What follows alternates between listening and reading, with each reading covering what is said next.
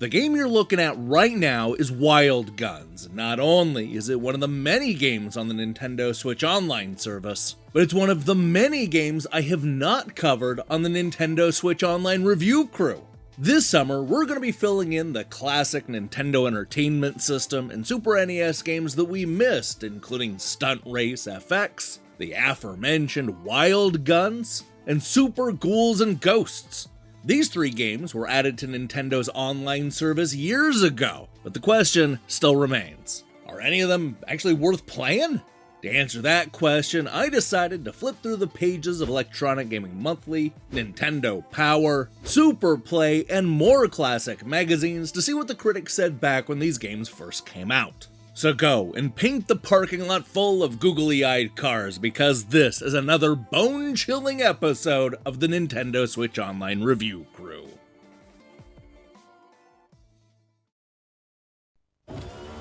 Let's see. You were doing 140 in a 35 zone. Sideswiped 3 cars. I believe this bumper belongs to you. Destruction. Carnage. Oh, and you didn't use your turn signal, son. I'm gonna have to write you up for that last one. Stunt Race FX with a Super FX chip for multi-dimensional visual weirdnicity, only on the Super NES.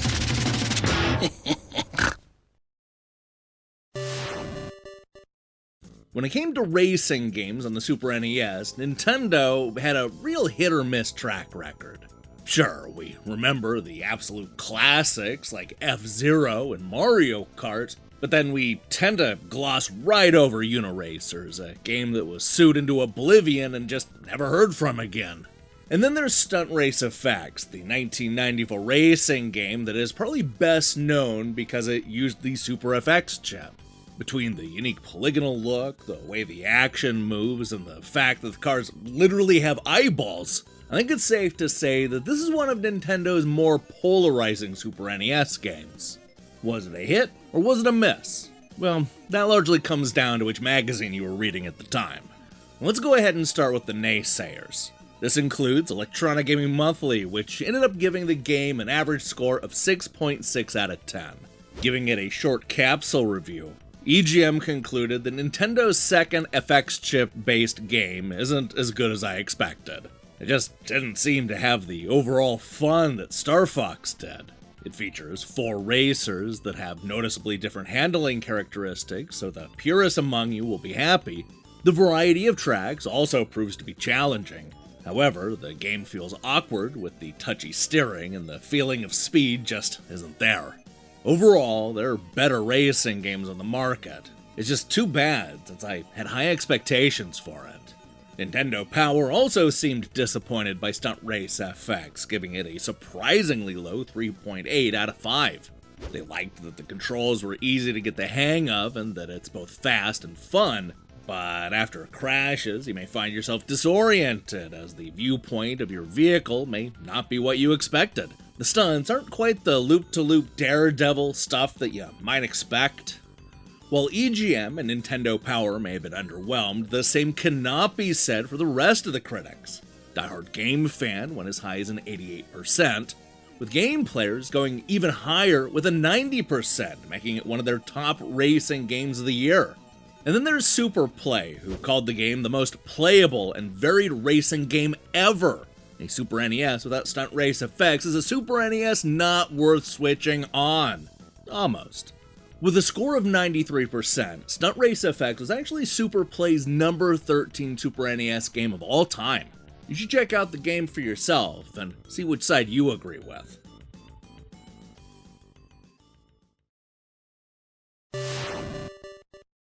Now here's something you don't see a lot on 16-bit consoles. A third-person shoot-'em-up set in the Wild West. Released all the way back in 1994, Wild Guns is an action-packed shooter that takes inspiration from arcade classics like Cabal and Nam 1975. Set during the days of cowboys and high-noon shootouts, this cult classic is filled with memorable locations and crazy villains that completely reinvent the Wild West. In fact, this game was so good that Natsumi decided to revive the series decades later under the name Wild Guns Reloaded, which was just as great as the original. It But let's not get ahead of ourselves, because we're here to talk about what the critics said back in the 1990s. And I assume that every magazine showered Wild Guns with praise, right? Well, not so fast, buckaroo, because the scores for this classic shooter are quite a bit lower than you might be expecting. However, this is one of those times where the score doesn't tell the full story. Most of the outlets that gave the game a lower score were quick to shower the game with praise. Take Video Games, the Ultimate Gaming magazine, as an example. Giving it a 7 out of 10, they called it straightforward to the extreme. However, they also concluded that Wild Gun succeeds at being fun thanks to the frantic gameplay. Things are shooting at you constantly, and the nifty graphics. Zach even called the game a sleeper hit in 1994 and one of the best shooters I've played in a long while. And it got a 7? The same was true of Computer and Video Games, who gave the game a 3 out of 5 and praised the sheer entertainment value and ended up recommending it to genre fans. Nintendo Power gave Wild Guns a similar 3.1 out of 5, praising the graphics, control, and the fact that you can choose between a male or female hero. Their only complaint was that it's not as much of a challenge as some shooting games. Also, it doesn't use the light gun, which I have to argue was a good thing. Now, things were a bit better over at Electronic Gaming Monthly, where every single critic in the building gave Wild Guns an 8 out of 10. One of the best shoot-em-ups on the Super NES system. The 2-player simultaneous play and very challenging levels make this one a real blast. It seems to go by a bit too fast, but that's more of a tribute to how good the game is. The highest score came from Superplay, who gave the game an 87%, ranking it right above Sunset Rider as the 87th best Super NES game of all time. They called it an arcade-style game with no pretensions to be anything else. This target-led blaster has an over-lethal enforcers.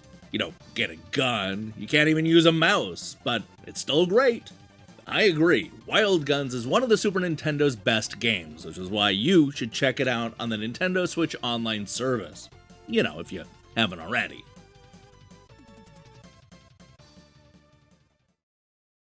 For every kind of kid you can name, Sears has a Super NES game. With 16-bit graphics, it's the new exciting one. Comes with Super Mario World for kids who love fun.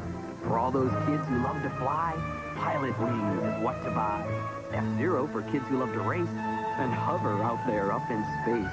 Or for kids who want more joy, another game. It's Game Boy. What do computer kids want this year? For the game Nintendo, you can count on Sears. Hurry!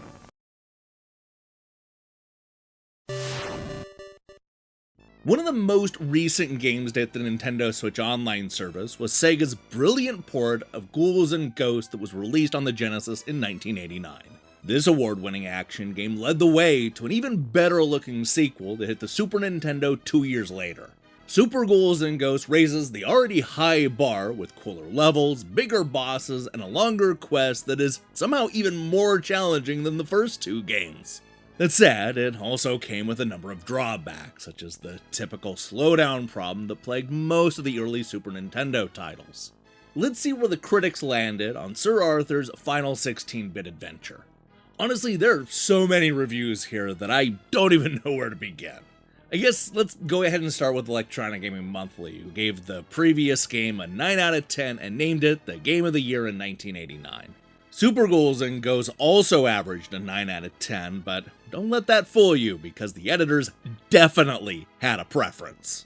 Martin explained that I never thought that I'd look back and think that the Genesis version of Ghouls and Ghosts was cheesy. After playing this cart from beginning to end, the difference is like the NES and Genesis. Ed agreed, calling the game awesome. As the Genesis game did for its system, the Super NES version is truly one of the most impressive carts to date. Everything from screen rotation to blizzard backgrounds to storms at sea in this cart. As you might expect, there were a bunch of magazines that either matched or went even higher than EGM. Video Games and Computer Entertainment gave it a 9 out of 10 in their 36th issue. Nintendo Magazine System gave it a 94%. And Ace used their ridiculous 1,000 point scale to give Super Ghouls and Ghosts a 915. Whatever that means.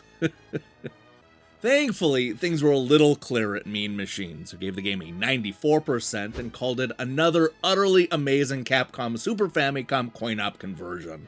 Julian gushed about the sinking ship, the snowstorm, the erupting ground, the sea swell. The programmers have utilized many of the Super Famicom special features to produce some of the most stunning graphical effects yet seen in a console game. They loved it. On the slightly lower end of the scale, you had Nintendo Power with a score of 4.1 out of 5. EGM sister magazine Super Gaming could only muster up an 8 out of 10, a full point lower. Even Super Play could only go as high as an 85%, making it their 108th best Super NES game of all time. And then there's GamePro, who gave Super Ghouls and Ghosts a score of 4 out of 5. If you're a hack and dash nut, Ghouls and Ghosts is about as close to an SNES sure thing as you'll likely get. It looks out of sight, and it's fun. The G&G tried and true game formula works, and the redesigned levels and Super NES's graphics and sound make it better than ever. Get in the Ghouls and Ghosts spirit. This ended up being the lowest score I could find for Super Ghouls and Ghosts, yet another reminder that the critics loved this series back in the day. Some may argue that it hasn't held up all that well in the last 30 years, but I disagree. This remains one of my favorite Super NES games.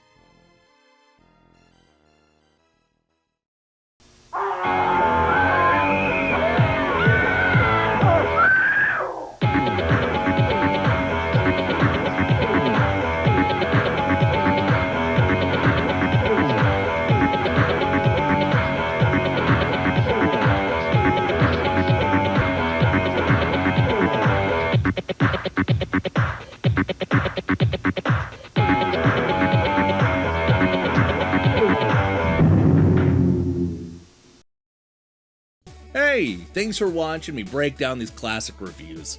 If you liked what you saw here, then you should know that we post new episodes pretty much any time Nintendo adds old retro games to their service. We have a whole playlist full of Nintendo 64, Game Boy Advance, Genesis, and Super NES reviews. So definitely go and give that a look. Now, here's the question I have for you. What's your favorite Super NES game? That's right, I'm looking at your overall favorite pick, the absolute top. There are so many great ones to choose from, so I can't wait to see your picks in the comments below. In other news, we're going to be back next week with a summer-themed episode of EGM Ranks, and a PS Plus Review Crew episode looking at Twisted Metal 1 and 2. While you wait for that, I strongly recommend you click that subscribe button and support what we're doing here. Until then,